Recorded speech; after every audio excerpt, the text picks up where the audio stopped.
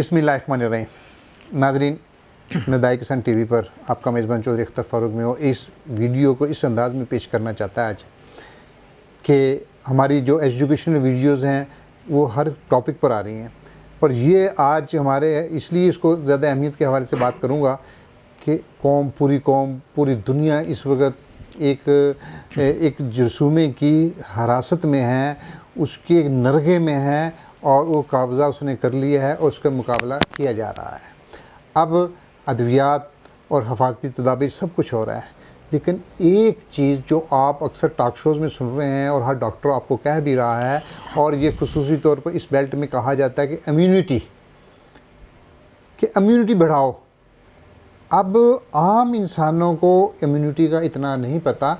आज का हमारा टॉपिक है इम्यूनिटी है क्या, ये किस तरह बढ़ेगी, और ये एक नेचुरल ढाल है इस वबाई मर्ज़ के ख़िलाफ़। आइए आज इस टॉपिक पर हम सरासर गुफ्तगू करेंगे। डॉक्टर साहब अस्सलाम वालेकुम। वालेकुम। डॉक्टर साहब ज़रा मेरे नाज़रीन को ज़रा ये इम्यूनिटी के हवाले से तफसील से बताइए, क्योंकि ये नेचुरल ढाल है और यही इसका एक नेचुरल तरीक़ेकार है, उस हवाले से ज़रा तफसील से बताइएगा। इम्यूनिटी की एक तो यह कि मैं बाद में आपको कुछ एग्जांपल भी दूंगा और आप ख़ुद कहेंगे कि मैं बात ठीक कर रहा हूँ। मैं गलत बात नहीं करता और बेसलेस बात भी नहीं करता। इम्यूनिटी एक ऐसा सिस्टम है जो अल्लाह ताला ने हर जानदार के अंदर बनाया होता है कि वो जब उस पर कोई बैक्टीरिया, कोई वायरस, कोई मल्टी सेल जैसे प्रोटोजोआ है, इस टाइप के जो इंसेक्ट्स हैं ये भी आते हैं इसमें, इनके अगेंस्ट जो है वो अल्लाह ताला एंटीबॉडीज़ बनाता है। एंटीबॉडीज़ क्या होती हैं? एंटीबॉडीज़ वो हैं कि जो जैसे आपका ये कोरोना वायरस है तो उसके ऊपर वो क्रोम बने हुए हैं, तो उसके अगेंस्ट वो उसी शक्ल की वो जो उसके अंदर फंस जाए और उसको इनएक्टिव कर दे। तो एंटीबॉडीज़ जो हैं बेसिकली वो केमिकल होते हैं या वो कंपाउंड हैं जो आपके वायरस के साथ मिलके उसको इनएक्टिव कर देते हैं, यानी उसको डिस्ट्रॉय कर देते हैं, आप यूँ कह लें, उसका असर ज़ायल कर देते हैं। अब ये है कि ये फौरी तौर पे नहीं बनती, इसमें टाइम लगता है। उसकी जो शेप होगी उस वायरस की, उसके अगेंस्ट जो है बॉडी उसका स्केच लेके उसके अगेंस्ट बिल्कुल हू बहू वैसी ही एंटीबॉडी बनाती है। यानी जैसे आपका इमेज है उसका नेगेटिव जैसे बनता है, तो इसी तरीके से वो आप यूँ कह लें कि उस शेप के अपोजिट एक शेप बनाएगी जो उसके साथ कंबाइन हो जाती है। इसमें आम तौर पे जो टाइम लगता है कम से कम वो 72 घंटे का टाइम लगता है, ज़्यादा टाइम भी लग सकता है। अब आप ये देखें कि जब आप रेबीज़ की जैसे है, तो रेबीज़ को जब यानी बंदे को कुत्ता काटता है तो उसको 14 टीके पहले लगते थे, अब तो खैर वो कम हो गए, लेकिन वो उसकी इम्यूनिटी बनाते थे। बेसिकली हम वैक्सीन करते थे, रेबीज़ में हम वैक्सीन करते हैं। अब वैक्सीन जो है उसकी इम्यूनिटी जो है वो 14 दिन से पहले बन जाती है, लेकिन आम तौर पे कुत्ता जो है वो टांग पे काटता है, तो टांग से वो ट्रैवल करता है और 14वें दिन वो दिमाग तक पहुंचता। उससे पहले इम्यूनिटी बन चुकी होती थी और उसको वो वहीं ब्लॉक कर देती थी उस जरसूमे को। अब और वो दिमाग तक जाके जो नेगरी बॉडीज़ में जाके ये स्टे करता था, वो उसका रास्ता रुक जाता था और बंदा रिकवर हो जाता था। अब यह है कि दूसरी चीज़ थी जैसे टेटनस है तो बैक्टीरियल डिजीज़ थी, इसके अगेंस्ट हम सीरम इस्तेमाल करते हैं, जिसका मैं पिछले 2 वीडियो में जिक्र कर चुका हूँ। अब उसमें हम क्योंकि वो जल्दी वो ब्लड के थ्रू ट्रैवल करती है और जो रेबीज़ है ये नर्व के थ्रू ट्रैवल करता था। अब यह है कि इसमें इम्यूनिटी बनने वैक्सीन करने की गुंजाइश नहीं रहती कि आप वैक्सीन करें तो आप 3 दिन इंतज़ार करें, उससे पहले वो अपना असर शो हो जाता था उसका और बंदा मर जाता था। तो उसके लिए हमने फिर सीरम किया। इसलिए मैं ज़्यादा ज़ोर दे रहा हूँ कि ये प्लाज्मा या सीरम जिसको आप बोलते हैं, इसको आप जो है वो करें, क्योंकि कोरोना भी आपको मोहलत नहीं देता।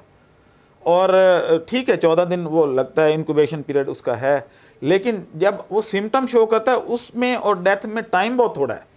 तो इसलिए आप इस पे आएँ ताकि जान फौरी तौर पे बच सके। अब कुछ लोग कहते हैं जी कि वो सीरम सिकनेस हो जाएगी।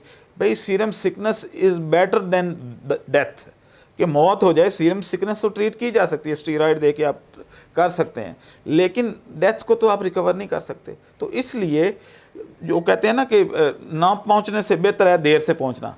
अक्सर मोटरवे पे लिखा हो, तो इसमें भी यही है कि आप डेथ से तो बेहतर है ना कि आप थोड़ी सी जो है वो बुखार बर्दाश्त कर लें। बुखार तो पहले भी उसमें उसको हो चुका होता है। तो अब इम्यूनिटी का जो सिस्टम है ये एक 4-5 चीज़ों से इसका ख़ास तौर पर लिंक है कि जब आप स्ट्रेस में होते हैं तो इम्यूनिटी डाउन हो जाती है।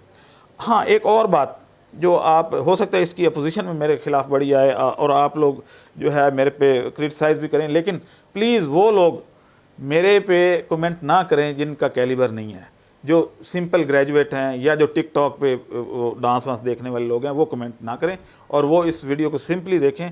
मेरे साथ वो लोग टॉक में आएँ या वो लोग कमेंट करें जो टेक्निकल हैं, जो डॉक्टर हैं, जो मेडिकल साइंस से तल्लुक़ रखते हैं।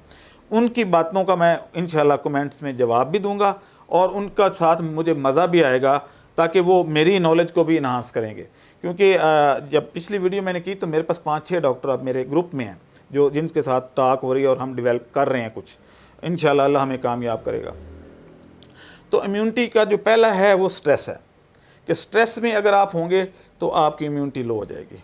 दूसरी चीज़ ये है कि जितने आप प्योरीफाइड होंगे आपकी इम्यूनिटी लो होगी। आप ये देखें कि आज से कोई 30 साल पहले हम लोग इसी जगह पे गांव में रहते थे, नलके का पानी पीते थे, बल्कि कई दफ़ा तो कस्सी में से भी पानी उठा के हम पी लिया करते थे और हम बीमार नहीं होते थे। क्यों? क्योंकि उन बैक्टीरिया के ख़िलाफ़ हमारी अंदर, क्योंकि हम रोज़ाना वो बैक्टीरिया खा रहे होते थे, हमारे अंदर इम्यूनिटी बन चुकी थी, वो बीमारियां हमें इफ़ेक्ट ही नहीं करती थी।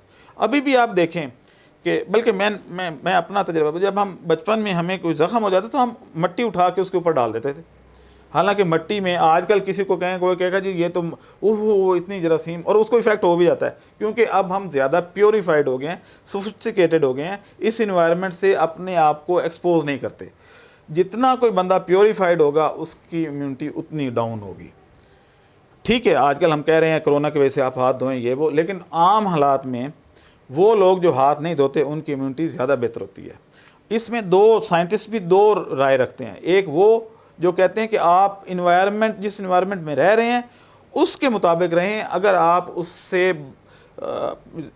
बचेंगे तो आपकी इम्यूनिटी डाउन हो जाएगी। जैसे आप यूके से कोई भी बंदा ले आए तो आते ही उसको ज़ुकाम, फ्लू और इनडाइजेशन हो जाती है। यहाँ पाकिस्तान चाहे वो पानी जो है वो मिनरल वाटर भी पी रहा हो, लेकिन हवा में तो है ना, तो वो आते ही बीमार हो जाता है क्योंकि वो ज़्यादा प्योरीफाइड कंट्री से आया है जहाँ पे इन्फेक्शन और बैक्टीरियल लोड, वायरल लोड नहीं है। जैसे ही वो हमारे इन्वायरमेंट में आता है तो उस पर ये सारे बैक्टीरिया, वायरस अटैक कर देते हैं और वो मुख्तलिफ़ बीमारियों में फंसता है और 7 में 8 दिन बाद वो ठीक हो जाता है, वो आदी हो जाता है और फिर वो इसी इन्वायरमेंट में रहना शुरू करता है, क्योंकि इतनी देर में हर बैक्टीरिया के ख़िलाफ़ एंटीबॉडीज़ या वायरस के खिलाफ एंटीबॉडीज़ बन चुकी होती हैं। तो इसलिए अभी ठीक है आप करें, क्योंकि ये बहुत ख़तरनाक वायरस है, आप हाथ भी धोएं, सफाई भी रखें, सारा कुछ है। लेकिन मैं फैक्टर बता रहा हूँ कि जितने लोग प्योरीफाइड होंगे उनकी इम्यूनिटी लो होगी। फिर डाइट आ जाती है। आप अगर डाइट आपकी वीक है, आप मिनरल्स नहीं ले रहे, आप वाइटामिन्स नहीं ले रहे, आप मिल्क नहीं ले रहे, तो अब यूरोप वालों की इम्यूनिटी क्यों लो होती है? क्योंकि वो मिल्क इंटॉलरेंट हैं, लैक्टोज इंटॉलरेंट हैं, वो दूध नहीं डाइजेस्ट कर पाते, जिसकी वजह से एक फैक्टर ये भी है उनमें। फिर वो ज़्यादा साफ़ सुथरी ज़िंदगी गुजारते हैं, कोई भी बैक्टीरिया आके उनको अटैक कर लेता है। जिनकी वैक्सीन नहीं बनी वो कोई भी बैक्टीरिया उन पर अटैक कर सकता है। वो लोग यहाँ पे अगर आ जाएं इस इन्वायरमेंट में जिसमें पाकिस्तानी चल फिर रहे हैं, तो उनको तो मेरे ख्याल में अगले दिन ही उनको टेस्ट पॉजिटिव हो जाए।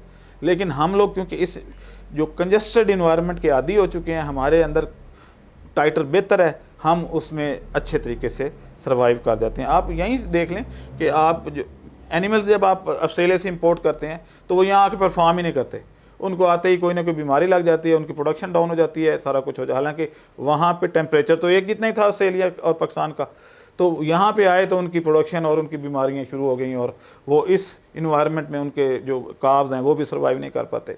तो इसलिए क्योंकि वहाँ पे वो ज़्यादा प्योरीफाइड जगह पर रह रहे थे। और डाइट का जहाँ तक तल्लक है, काफ़ी सारे वाइटामिन्स जो हैं, यानी बैलेंस डाइट अब अगर आप खाएँगे और वैरायटी लेंगे तो आपकी इम्यूनिटी बेहतर होगी। तो तीसरी बात यह है कि एकदम से वेदर का चेंज होना भी आपकी इम्यूनिटी को लो कर देता है।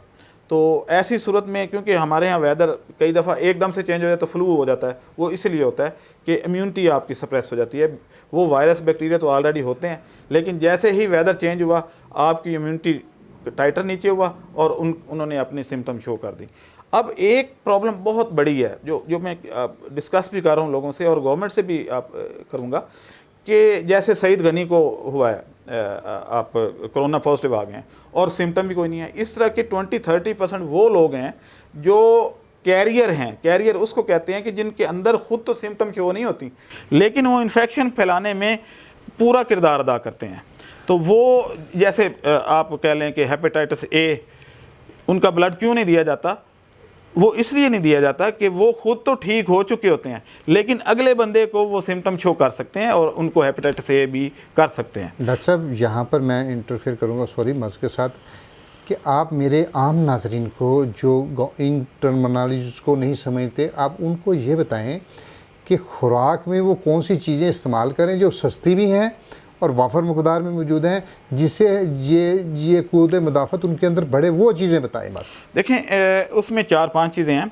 दूध लें, मिनरल्स लें, वाइटामिन। अच्छा, हमारे यहाँ वाइटामिन तो फिर भी ले रहे हैं लोग, लेकिन मैंने जाके देखा है फार्मेसी पे कि कोई अच्छी मिनरल कम्बिनेशन नहीं है। देखें, आप फिर वहाँ फार्मेसी अद्वियात उस पर आ रहे हैं, क्या वो चीज़ें जो नेचुरल सतह पर हर गरीब आदमी को मौजूद है और वो आप खुद खाए और खुद करे, वो चीज़ें बताएं। वो भी बता देते हैं, लेकिन बात ये है कि वो चीज़ें इकट्ठी करने में पैसा ज़्यादा लगेगा उनका। फर्ज करें विटामिन सी तो वो किन्नू से ले लेगा, ठीक है। अब विटामिन डी के लिए क्या वो कॉड लिवर ऑयल कहाँ से लेगा, ठीक है। या विटामिन डी जो है वो सनलाइट में बैठने से होता है, और आजकल आप कह रहे हैं जी अंदर रहें, तो वो ना सनलाइट में जाएगा, जो लोग फ्लैट्स में रह रहे हैं, तो कैसे विटामिन डी आएगा? तो इसलिए कुछ ये जो सस्ती चीज़ें हैं दोनों बतानी पड़ेंगी कि कोई अगर ये नहीं मिलती तो आप वो वहाँ से मिनरल ले सकते हैं। लेकिन अंडा खाएं, प्रोटीन सोर्स है, और हाफ बॉयल खाएं। नंबर 2, आजकल सिट्रस मौजूद है, किन्नू को सिट्रस कहते हैं, ये खाएं। अगर ये ख़त्म हो जाता है तो देन आपके पास लीमू मौजूद है, ठीक है। लीमू आप उसका जूस वो इस्तेमाल करें। इसी तरीके से विटामिन डी के लिए ये आपके मिल्क में वाफर मिकदार होती है ए और डी की, ये इम्यूनिटी में कंट्रीब्यूट करता है, ठीक है। विटामिन ई वो ले लें। ये दूध में ये सारी चीज़ें ऑलमोस्ट मौजूद हैं, मिनरल भी मौजूद हैं, तो लिहाजा दूध का इस्तेमाल ना छोड़ें और को रखें, और साथ में सादा फल जो है ना ताज़ा, ये ज़रूर खाएं। अच्छा, फलों में आपने 2 चीज़ें बताई हैं कि एक आपने किन्नू बता दिया है और एक आपने लीमू बता दिया है। इसके अलावा सब्जियों में और चीज़ों में किसी चीज़ में अगर है, ताकि वो आम अप्रोच में हो, वो बताएं। जी, गाजर है, पालक है। आयरन की भी बड़ी ज़रूरत होती है इम्यूनिटी में, तो आयरन के लिए पालक इस्तेमाल कर सकते हैं, या सलाद इस्तेमाल कर सकते हैं, एप्पल इस्तेमाल कर सकते हैं। तो ये जितनी भी गाजर और मूली आजकल मौजूद है, गाजर भी जो है वो ज़बरदस्त चीज़ है इस मामले में, तो आप गाजर का इस्तेमाल कर सकते हैं, सस्ती भी है। तो ये चीज़ें जो है ना ख़ास तौर पे आप इस्तेमाल करें तो इंशाल्लाह आप की इम्यूनिटी जो है उसका टाइटर बेहतर होगा और आप इस बीमारी के ख़िलाफ़ आपकी बॉडी लड़ सकेगी। क्योंकि मुझे नहीं लगता कि अब गवर्नमेंट इसको कंट्रोल कर पाएगी, और ये उसकी बात नहीं है, क्योंकि हम जिस तरह का हमारा बिहेवियर है आवाम का, ये जितनी मर्ज़ी कोशिश कर लें। मैंने बोला ना कि आपके सामने है पोलियो की मिसाल, तो वो उसको गवर्नमेंट कितनी स्ट्रगल कर रही है, लेकिन आधे बंदे करवाते हैं बच्चों को वैक्सीन, आधे फिर केस निकल आता है, फिर करवाते हैं, फिर केस निकल आता है। तो इसका भी ऐसे होने, अब इसके साथ अगर जीना है तो इम्यूनिटी बेहतर करें। ठीक, बहुत मेहरबानी डॉक्टर साहब, आपका बहुत बहुत शुक्रिया। नाज़रीन, आपने इस बीमारी के हवाले से उन बातों पर गौर कीजिए जो डॉक्टर साहब ने भी बताई हैं कि आपने वो क़ुव्वत मुदाफ़त पैदा करनी है, तो वो सब्ज़ियाँ और उन फ्रूटों का जिन फ्रूट्स का इन्होंने नाम लिया है वो, और नींबू, ऐसी चीज़ों का इस्तेमाल, और दूध को स्पेशली तौर पर ख़ुसूसी तौर पर ज़्यादा से ज़्यादा इस्तेमाल करें। ये एक इज्तिमाई जंग है, और ये जंग हमने सब ने मिलकर शाना बिशाना होकर लड़नी है। इस माशरे में, इस पाकिस्तान से इस बीमारी से पाक करना है, और ये एक तवील जंग है, ये 15 दिन की है, और इसमें परेशान होने की बात कोई नहीं है। ये हिफाजती इक़दामात हैं, लॉकडाउन करना, सारा कुछ ना, लेकिन असल तवील जंग तो आने वाली है और आने वाले दिनों में है। उसके लिए अभी से तैयारी करें और उस पैसे को जो डॉक्टर साहब ने भी बताया, उन लोगों को, इन्वेस्टर्स को कहा है जो खौफ खुदा रखते हुए जो अपनी डोनेट कर रहे हैं, उनसे रिक्वेस्ट है कि हमसे रब्ता करें। हम इंशाल्लाह आपके दिए हुए सरमाए को एक अच्छे तरीके से और बेहतर तरीके से इस्तेमाल भी करेंगे और इसको पॉजिटिव रिज़ल्ट भी देंगे। जब तक के लिए आप हमें इजाज़त दीजिए। लेकिन फिर एक वही बात, आखिरी बात करते हुए कि निदाई किसान टीवी को सब्सक्राइब करें, लाइक करें, शेयर कीजिए और निदाई किसान मैगज़ीन को सब्सक्राइब करने के लिए नीचे दिए हुए नंबर पर रब्ता कीजिए। इंशाल्लाह हम आपके साथ रहेंगे, एक नई वीडियो के साथ फिर आएंगे। किसान जिंदाबाद, पाकिस्तान पाइंदाबाद। पाइंदाबाद।